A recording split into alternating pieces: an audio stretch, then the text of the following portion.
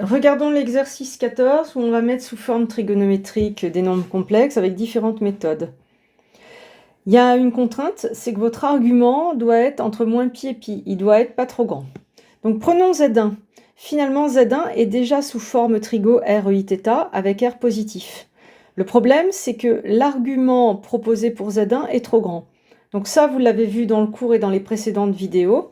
Pour réduire 2009 pi sur 6, eh bien on va diviser 2009 par 12 pour faire apparaître en fin de compte la quantité de 2pi qu'il y a dans ce nombre.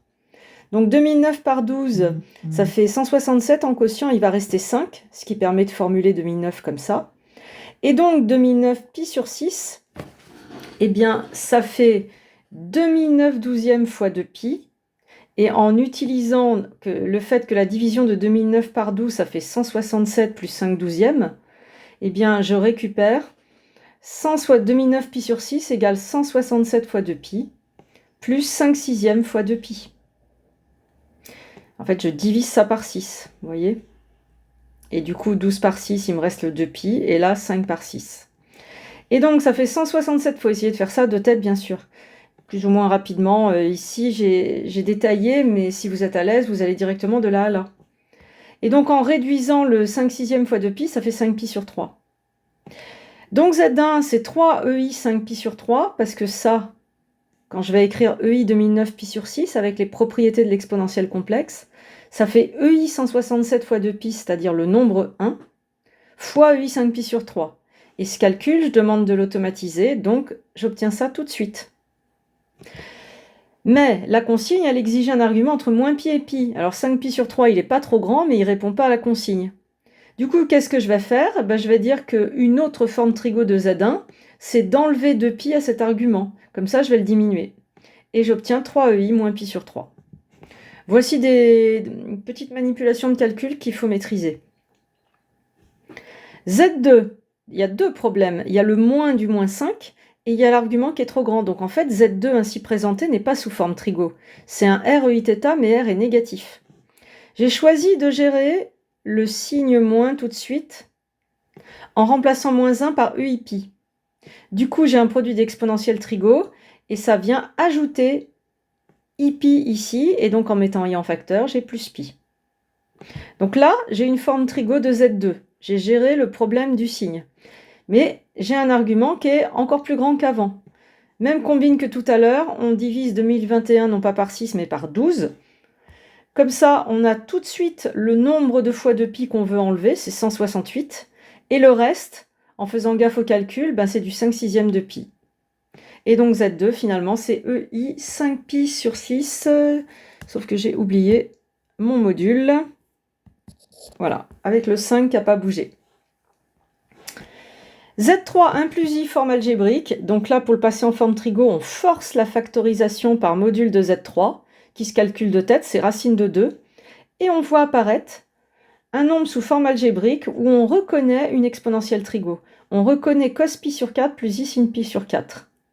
Et donc, on écrit directement qu'on a reconnu l'exponentielle trigo EI pi sur 4. Donc, ce que j'ai indiqué en rouge n'a pas lieu d'être dans une rédaction. Il faut que vous sachiez faire, je l'ai rajouté pour vous faire comprendre. Pour Z4, c'est pareil, forme algébrique, donc je force la factorisation par le module. Le module se calcule de tête, c'est 2.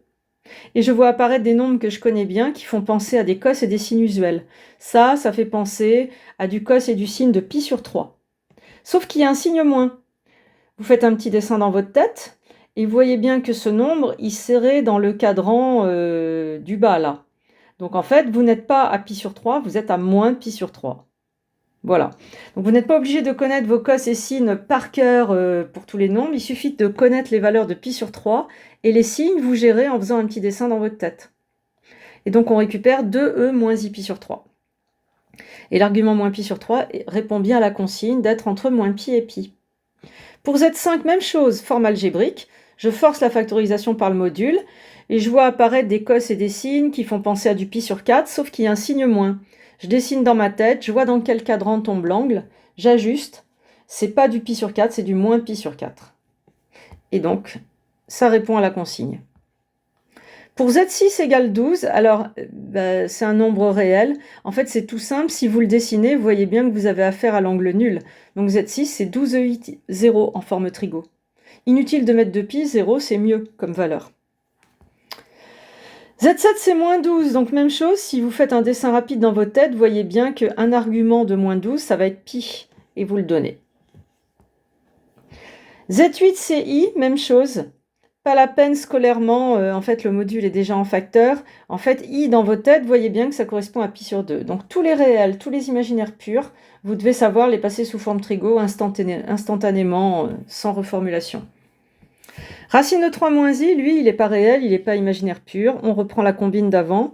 Factorisation par le module, et on voit apparaître deux valeurs qui, cette fois, font penser à du pi sur 6. On dessine dans sa tête et on comprend qu'on a affaire à moins pi sur 6.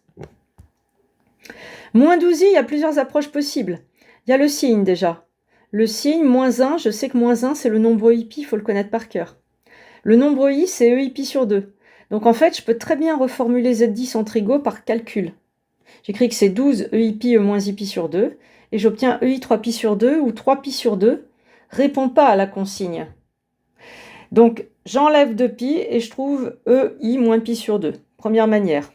Autre manière de tête, moins 12i imaginaire pur, donc on comprend qu'un argument, ça va être moins pi sur 2, et que le module, c'est forcément ici 12. À bientôt pour d'autres vidéos.